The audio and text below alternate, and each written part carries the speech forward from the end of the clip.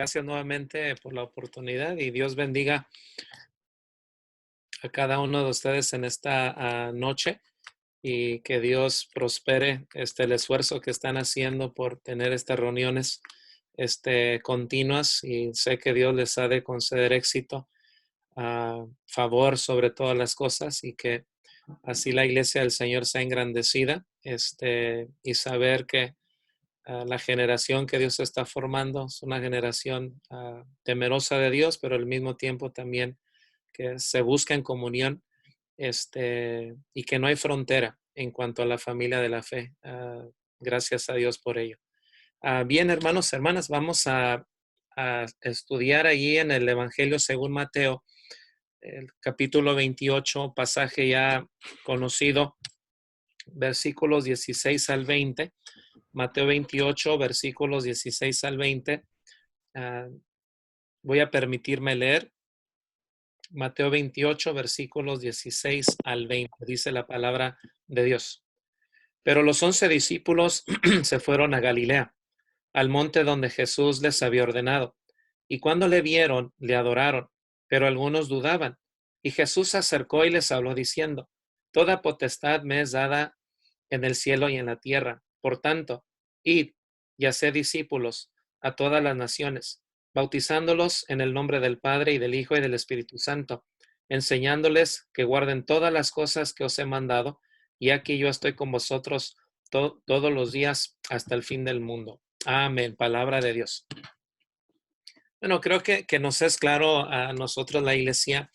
Es un recordatorio que constantemente estamos recibiendo con relación al tema de la Gran Comisión, pero también con relación al tema del Gran Mandamiento. Fueron tanto el Gran Mandamiento como la Gran Comisión que nuestro Señor Jesucristo dio a la iglesia. Desde el principio la iglesia ya tiene claro lo que tiene que hacer, cómo debe de hacerlo. No fuimos llamados nosotros a inventar nada, sino al contrario, simple y sencillamente a obedecer. Obedecer el gran mandamiento de amar a Dios sobre todas las cosas, amar a nuestro prójimo como nosotros mismos.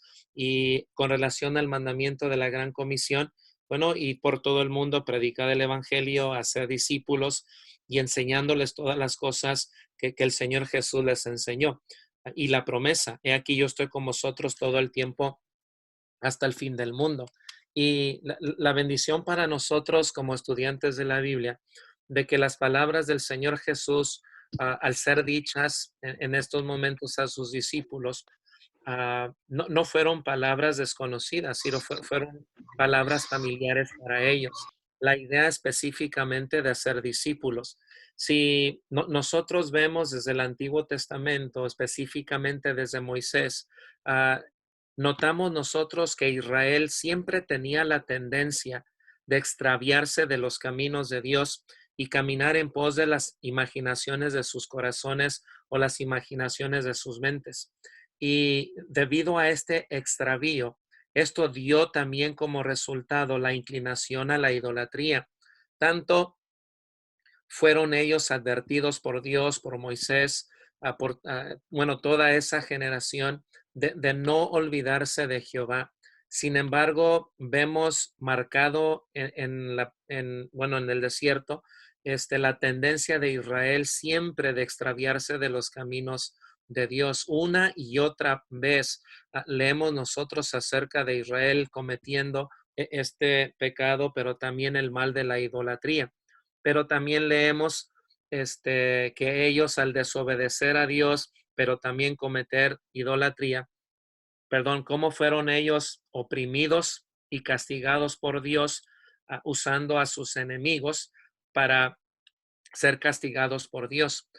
Vemos más adelante también como Dios nuevamente, por medio de los profetas, fueron enviados por Dios para llamar al pueblo al arrepentimiento. Sí hubieron momentos de obediencia, hubieron momentos de obediencia a medias, pero de corta duración. Uh, Nuevamente vemos al pueblo de Israel extraviarse, y finalmente la desobediencia de ellos dio paso al exilio entre las naciones. Vemos después del Reino Unido, el reino dividido, el reino del norte, el reino del sur, ya conocemos la historia, vemos el exilio asirio, vemos la cautividad babilónica, vemos cómo Dios usa a estas naciones para castigarlos a ellos. Y había la mentalidad de que si yo te conquistaba, no solamente mi nación te conquistaba, sino los dioses de la nación de nosotros han conquistado a los dioses de tu nación.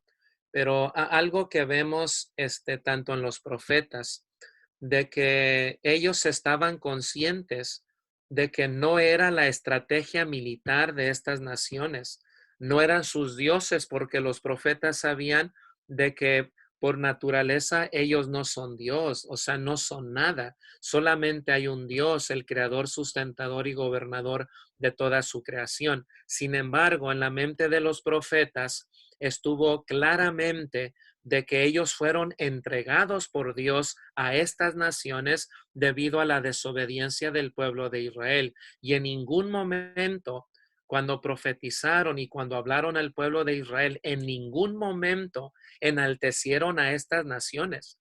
En ningún momento enaltecieron los dioses de estas naciones, sino continuamente exhortaron y amonestaron al pueblo que fue debido a la desobediencia de ellos que Dios los había entregado en mano de sus enemigos.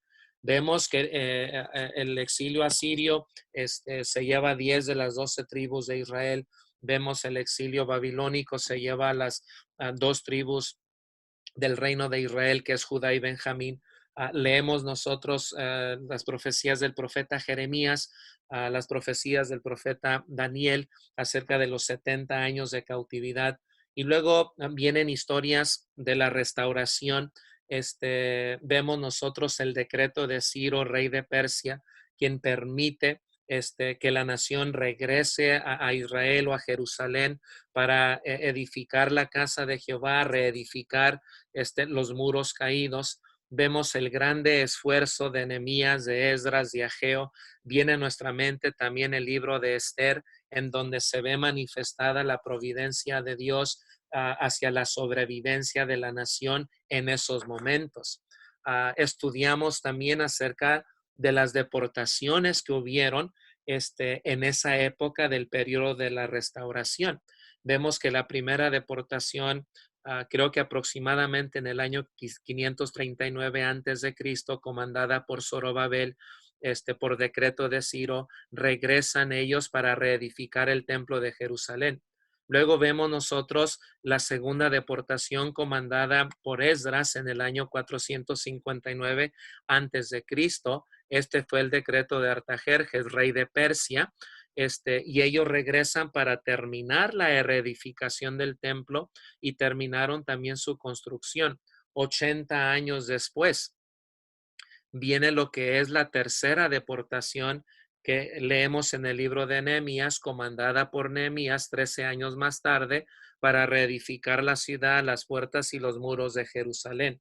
Bueno, todo esto dio como resultado lo que tal vez ya conocemos como la asamblea de los hombres de la gran asamblea, en donde también en tiempos de Esdras vemos cómo se levantan sinagogas, lugares de reunión, asambleas de reunión, en donde en la ausencia del templo, tanto del templo, bueno, en este caso el segundo templo, el templo de Zorobabel, vemos que se levantan muchas sinagogas que creo que Flavio Josefo nos enseña de que en tiempos del ministerio de nuestro Señor Jesucristo había aproximadamente más de 390 sinagogas durante el ministerio del Señor Jesús.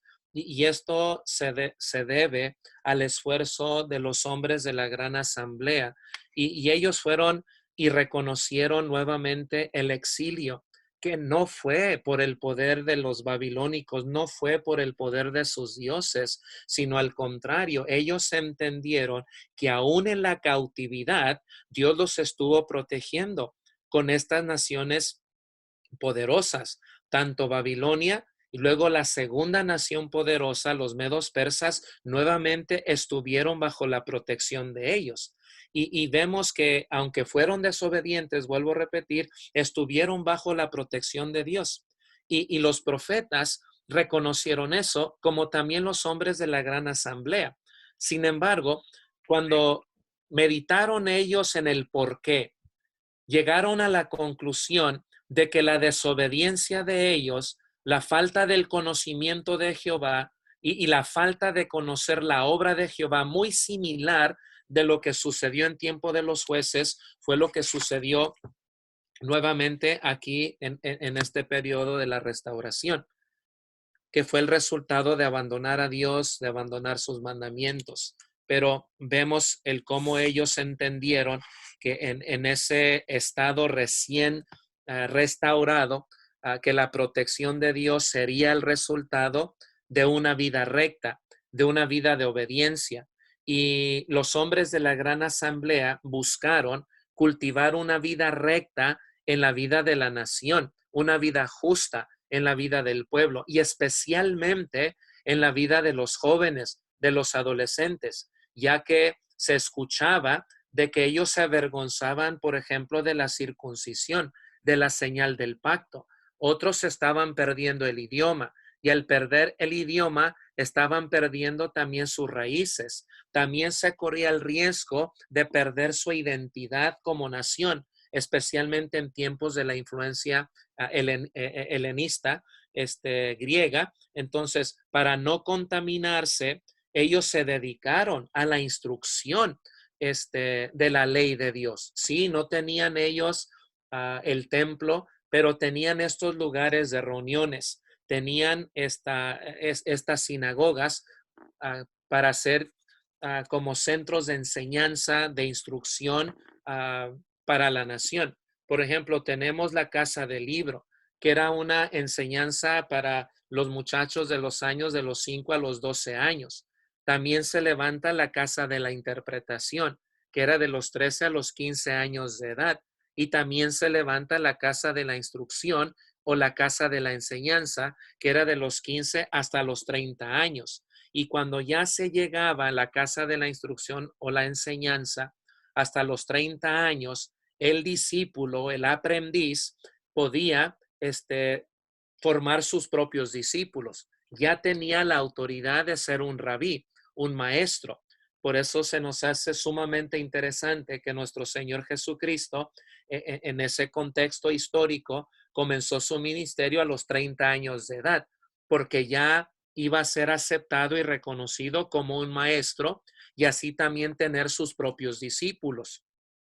Y al mismo tiempo, al tener sus propios discípulos, vemos nosotros la importancia también de aprender de su maestro. Y esto era importante porque la idea principal no era perder su identidad, era formar discípulos adheridos, aprendices, estudiantes que aprenden para no olvidarse, no solamente acumulación de conocimiento, como dice la escritura, el conocimiento amanece, pero el amor edifica, sino más bien también poner en práctica lo que ellos están aprendiendo de sus maestros.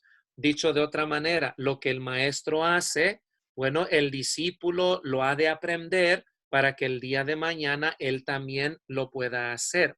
Y de esta manera, el discípulo, que era conocido como un adherido, aprendía de su maestro la forma de ministrar, y en el caso de los discípulos del Señor Jesucristo, que él también llama a sus discípulos y que él mismo les dice a ellos: ustedes no me eligieron a mí, yo les elegí a vosotros. Bueno, ellos aprendieron la manera de ministrar del maestro. ¿Cómo se guardan los 10 mandamientos? Bueno, el discípulo lo va a aprender de su maestro. ¿Cómo se ora? ¿Cuántas veces se va a orar al día? Bueno, el discípulo lo va a aprender de su maestro. Si el discípulo, digamos, anhelaba algún día ser juez, ser un jefe de una sinagoga, pertenecer al Sanedrín, ser un fariseo, ser un maestro, ser un escriba, bueno, él tenía que aprender de su maestro y tenía que estar atento a las enseñanzas de su maestro, porque algún día él iba con la ayuda de su maestro a llegar a ser juez, jefe de una sinagoga, ser un escriba, ser un fariseo, pertenecer al Sanedrín, cualquiera que fuese el deseo. Entonces, vemos que era indispensable para el discípulo no solamente llenarse de información de datos, sino usar esa información para que sea aplicable a la vida de ellos. Y cuando había duda de cómo aplicar cierto mandamiento, bueno, la mejor manera era de fijarse en el maestro, cómo ora, cómo guarda los mandamientos, cómo se conduce el maestro en las fiestas. Por eso le vemos que él lleva a sus discípulos a las bodas de Caná y ahí les enseña y les instruye para que ellos no sean personas que se van a escandalizar por cualquier cosa, sino que si ellos van a ser discípulos de Jesús, tienen que aprender a conducirse en el mundo sabiamente. No son llamados a esconderse en una cueva, no son llamados a irse al monte y ahí esconderse, vivir una vida solitaria. No fueron llamados para ser la luz del mundo, para ser la sal de la tierra. Eso vemos en el mensaje de Jesús en el Evangelio de Mateo. O sea, nadie enciende una luz y la va a poner debajo de la mesa, sino encima para que así alumbre a todos los que están en casa. Esa es la invitación del maestro a ellos. No se preocupen tanto de la información, sino lo poco que sepan y vayan entendiendo para que lo apliquen en su vida. ¿Cómo se declaran las bendiciones? ¿Cómo vamos a tratar a nuestros enemigos? Hay que aprender de nuestro maestro. ¿Cómo vamos a tratar a los niños? Jesús les enseñó, dejad los niños venid a mí porque de ellos es el reino de los cielos. ¿Cómo vamos a tratar a la mujer? Bueno, el Señor Jesús les enseña cómo se debe de tratar a la mujer. Y jamás el Señor Jesús les dijo de que la mujer en nuestras congregaciones debe de estar sujeta a la cocina, sino al contrario, una de las conversaciones más teológicas que el Señor Jesús tuvo, la tuvo con la mujer samaritana. Y a ella le reveló algo que jamás había sido dado a conocer, que Dios es espíritu y que los verdaderos adoradores no van a orar en el monte Gerizim, donde adoran los samaritanos, ni tampoco en Jerusalén, donde adoran los judíos, sino que los verdaderos adoradores van a adorar a Dios en espíritu y en verdad. Y es necesario que adoren. Cuando ellos regresan de hacer las compras y miran al maestro platicar con una mujer, bueno, quedan sorprendidos. Pero el Señor Jesús les enseña que no deben ellos de menospreciar, sino que todos son dignos de escuchar el Evangelio de Cristo Jesús. Inclusive, hubieron varias mujeres que acompañaron al maestro en su ministerio y muchas de ellas, que eran mujeres pudientes, con sus posesiones, ayudaban en el ministerio del maestro. Entonces fue sumamente importante para el discípulo aprender de su maestro, no solamente la doctrina, por así decirlo, sino cómo aplicarlo, cómo encarnar las enseñanzas de Jesús en la vida propia, o sea, cómo vivirlo. Y como maestro ambulante o maestro itinerante, él no estuvo sujeto a ningún lugar específico. Él usó los campos, usó los caminos, las fiestas, toda oportunidad que tuvo el maestro de enseñarles, les enseñó, porque él sabía que el día de mañana ellos iban a ser enviados a predicar el evangelio a toda criatura y no pueden menospreciar a nadie. Tienen ellos que recibir a todos, especialmente aquellos que tienen oídos para oír. Bueno, ¿cómo se va a rechazar a los enemigos? Aquellos que son hostiles hacia la fe cristiana.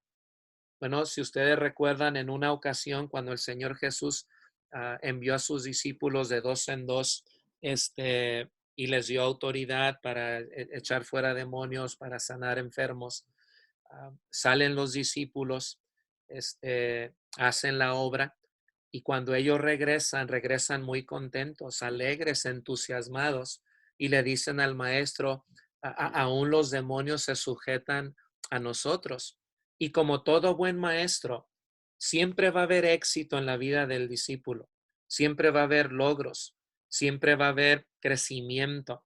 Sin embargo, como todo buen maestro, hay cosas más importantes que esas. Y el Señor Jesús les dijo que no se sorprendan, sino más bien que se gocen de que sus nombres estén escritos en el libro de la vida.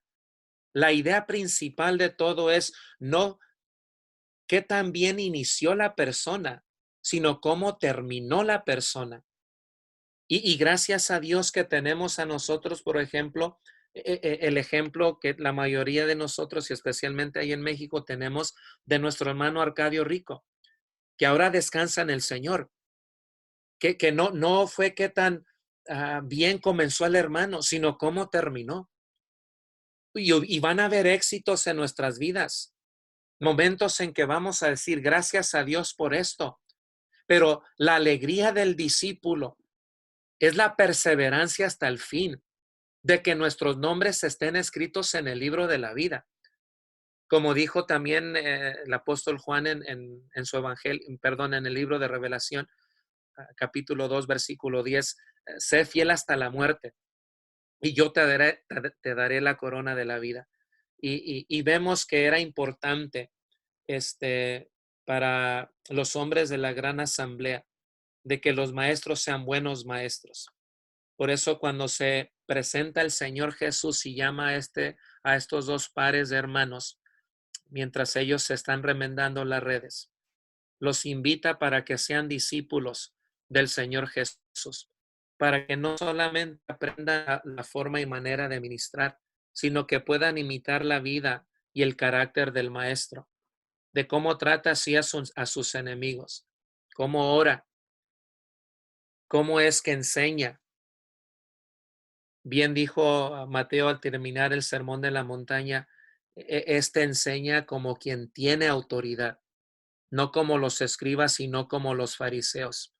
Lucas, cuando reflexiona y está escribiéndole a Teófilo, él le dice allá en el libro de los Hechos, de las cosas que Jesús comenzó a hacer y a decir. Como todo buen maestro, antes de hablar, Jesús vivió, Jesús enseñó con el ejemplo y entonces enseñó. Y eso fue la atracción del maestro de Jesús, como Jesús. Fue atractivo y fue algo que los discípulos tuvieron el honor y el gran privilegio de poder ser instruidos por él. Pero ellos también sabían de que vendría el momento de que las clases iban a terminar. El aprendizaje iba a llegar a su fin y ahora ellos tenían que hacer sus propios discípulos. Por eso leemos nosotros en Mateo 28, versículos 16 al 20, que el Señor Jesús les dice, vayan y hagan discípulos a todas las naciones, bautizándolos en el nombre del Padre, del Hijo y del Espíritu Santo, y enseñándoles todas las cosas que yo les he enseñado. Pero les afirma, yo estoy con vosotros todo el tiempo hasta el fin del mundo.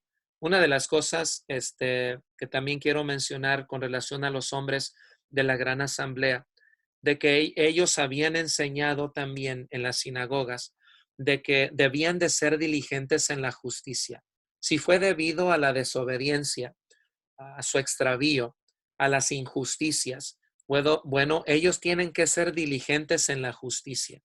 Número 2, deben de levantar muchos discípulos, deben de hacer sus propios discípulos para que esto no termine con esa generación, sino que de generación en generación se vayan formando discípulos. Y viene a nuestra mente lo que el apóstol Pablo le dice a Timoteo. Esto te encargo que enseñes a hombres fieles que sean idóneos para que enseñen también a otros. Esto no puede terminar con la presente generación. La presente generación tiene el gran desafío de enseñar a la próxima generación y va a continuar y va a continuar gracias a los maestros y gracias también a los discípulos, que el día de mañana los que ahora estamos siendo discipulados vamos a ser maestros, bueno, con M minúscula, por supuesto, porque no podemos llamar a nadie maestro con M mayúscula porque solamente tenemos uno, Jesús, el Hijo del Dios viviente. Pero también los hombres de la gran asamblea enseñaban que hagan un cerco alrededor de la Torá. Amaban tanto la ley que hicieron un cerco, pero en su deseo de proteger la ley, cayeron ellos en un extremismo. Por eso escuchamos a Jesús nuestro Señor decir, oísteis que fue dicho, pero yo os digo, oísteis que fue dicho por la tradición de los ancianos, la tradición rabínica en cuanto a ese cerco, pero no tengan temor de acercarse a la ley y de vivir conforme a la ley. Y cuando ellos descubren las enseñanzas del Señor Jesús, descubren en verdad una libertad, como Jesús se los dijo, y seréis verdaderamente libres. Por eso vemos nosotros la bendición, hermanos, para nosotros de poder aprender y entender la bendición de tener maestros. Antiguamente vemos la bendición que fue nacida de una preocupación de que la generación no se olvide. Se levantan, se tomaron cartas en el asunto, no se quedaron con los brazos cruzados, hicieron lo que tuvieron que hacer y era enseñar, no solamente una enseñanza didáctica, sino una enseñanza práctica. Tienen que aplicar y vivir y practicar lo que están aprendiendo. Viene el Señor Jesús y forma sus propios discípulos. Y los discípulos encantados porque están aprendiendo del Maestro de Maestros.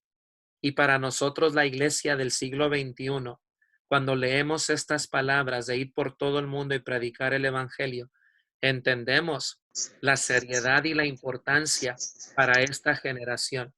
Entendemos la bendición de los maestros que tenemos entre nosotros. Por eso el escritor a los hebreos, con la misma mentalidad, no dejen de congregarse como algunos ya tienen por costumbre, especialmente cuando veis que aquel día se acerca. La iglesia tiene la grande bendición de tener a su alcance 66 libros, que cada uno de ellos ha sido inspirado por Dios para no morir de hambre en la casa de Jehová. Tenemos abundancia de pan. Y gracias a Dios por los maestros que se han dedicado a la instrucción, no solamente de nuestras mentes, sino que también buscan la consagración de la iglesia, vivir vidas santas, apartadas para Dios, para que nuestras vidas glorifiquen a nuestro Padre Celestial. ¿Cómo se va a perder la próxima generación si la generación presente glorifica el nombre del Señor, tiene palabra, tiene guía, tiene el don del Espíritu Santo a los que han obedecido el Evangelio? No estamos solos. Tenemos a alguien que nos guía para poder influir en esta generación, para que la próxima generación esté agradecida, como muchos de nosotros agradecidos con nuestros hermanos que ya descansan en el Señor.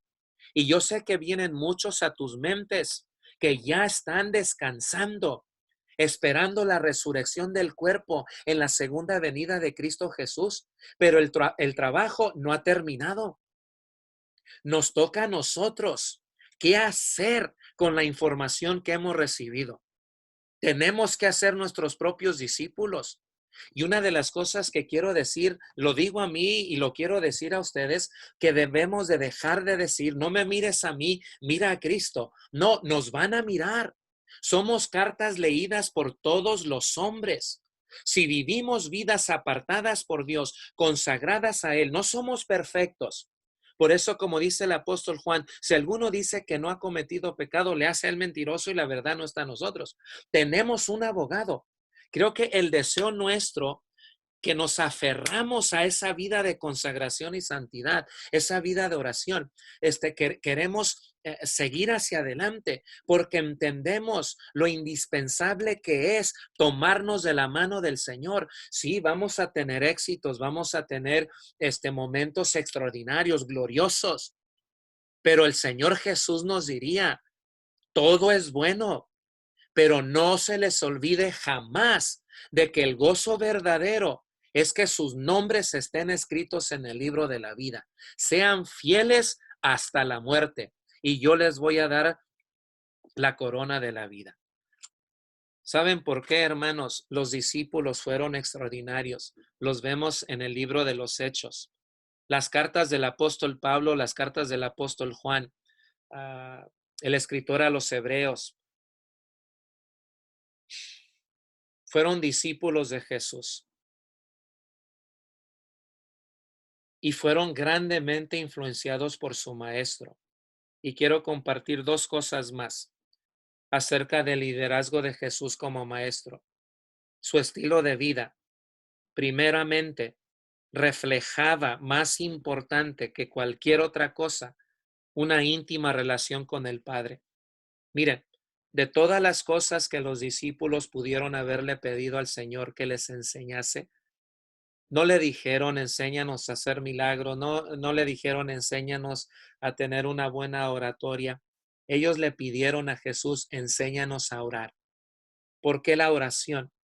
Porque ellos descubrieron que la fuente de poder de Jesús estaba en la oración.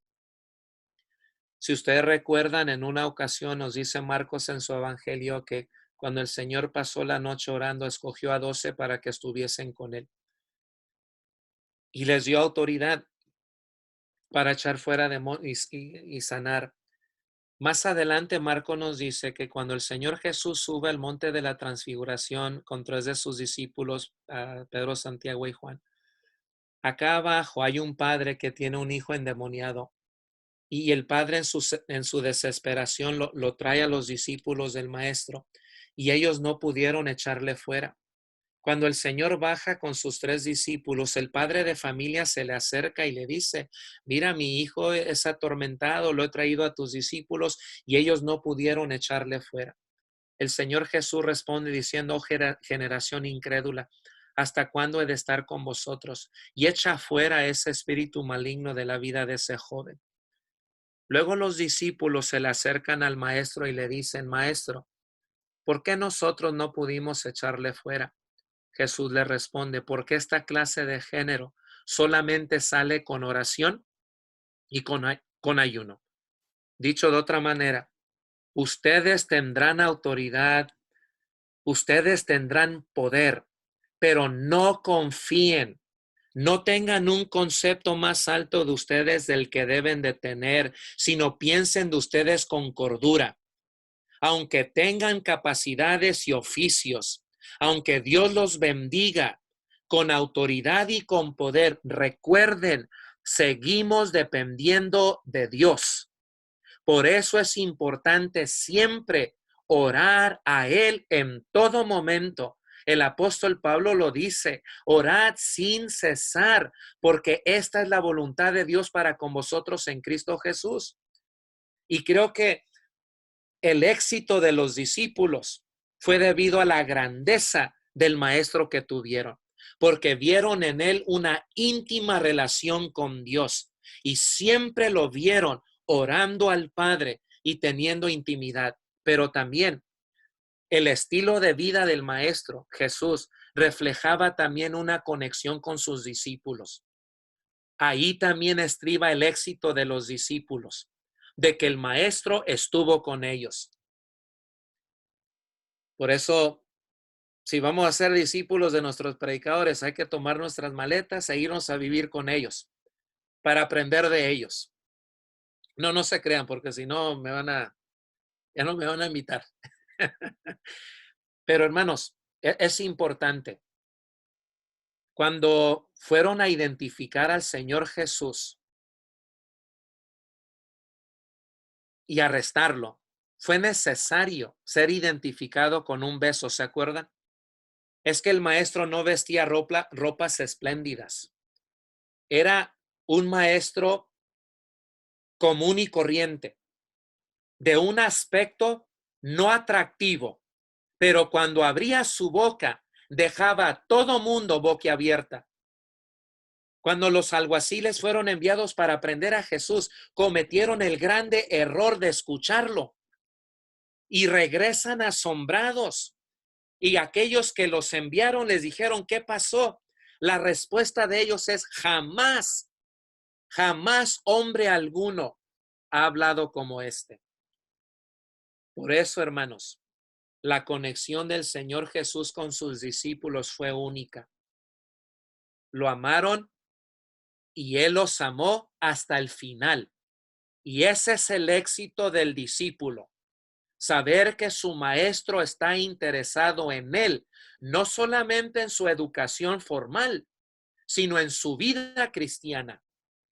¿Cómo se está comportando ante los demás? Si está casado, ¿cómo se está comportando con su esposa?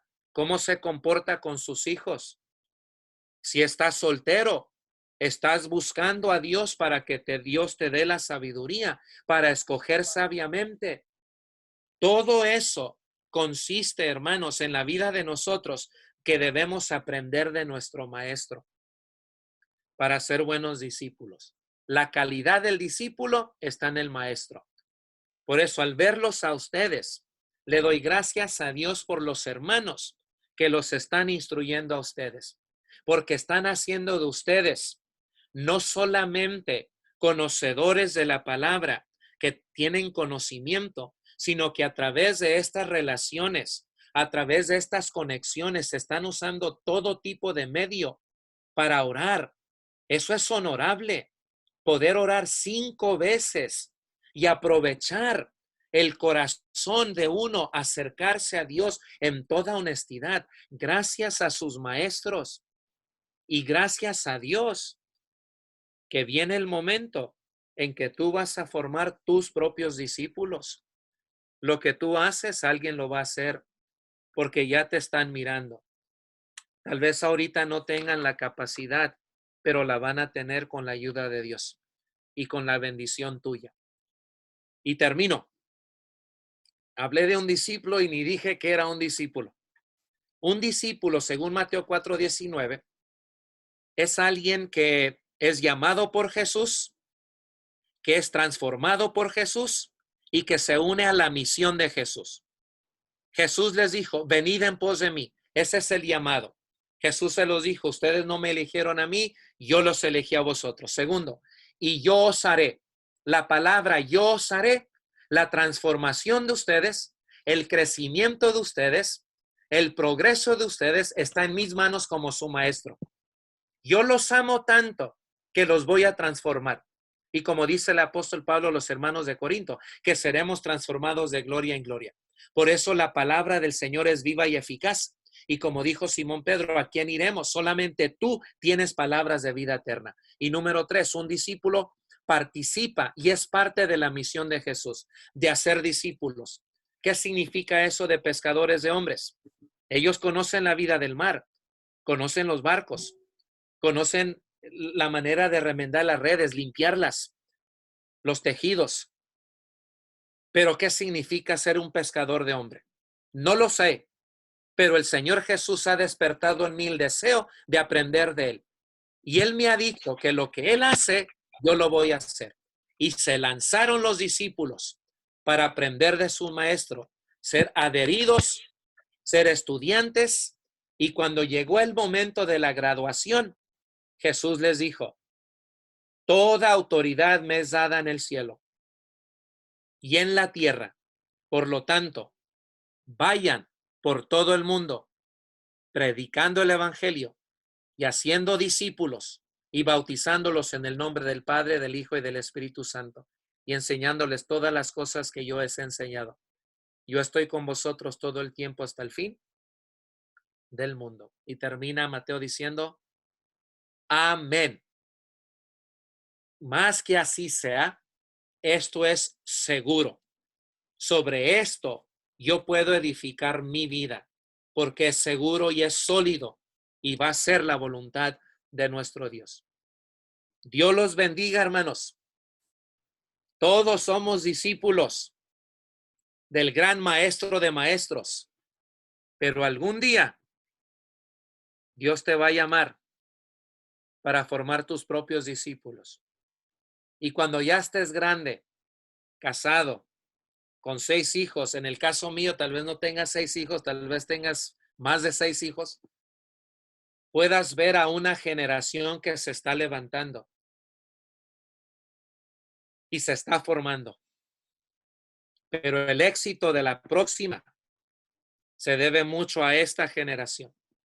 Y lo que esta generación está haciendo y lo que se está viendo es agradable, es honorable, y Dios va a conceder éxito, porque la iglesia no puede ser detenida. La iglesia está en el trabajo y en el ministerio de formar buenos discípulos de carácter, de denuedo, de poder y de amor, porque Dios no nos ha dado espíritu de cobardía, sino de poder, de amor y de dominio propio. Y Dios está con nosotros. Somos un ejército conocedor, pero con un corazón grande también, que practicamos lo que predicamos. Y en aquellas cosas que no entendemos, hay que regresar. Mateo, Marcos, Lucas y Juan. El Señor nos va a enseñar cómo se aplican los mandamientos de Dios en la vida del discípulo. Hay que encarnar las palabras de Jesús en nosotros, porque somos el cuerpo de Cristo Jesús. Dios les bendiga, Dios les guarde, y nuevamente, hermano Neri, gracias por la oportunidad, el honor y el privilegio de estar entre ustedes. Y adelante, hermanos, que no va a ser la primera vez que voy a saber de ustedes, y espero en Dios, si Dios me presta vida, seguir escuchando de lo que esta generación está haciendo. Que Dios forme de ustedes un gran ejército, celoso de buenas obras, que embellecen la sana doctrina con un carácter, con una moralidad y una ética cristiana que enaltece el nombre del Todopoderoso.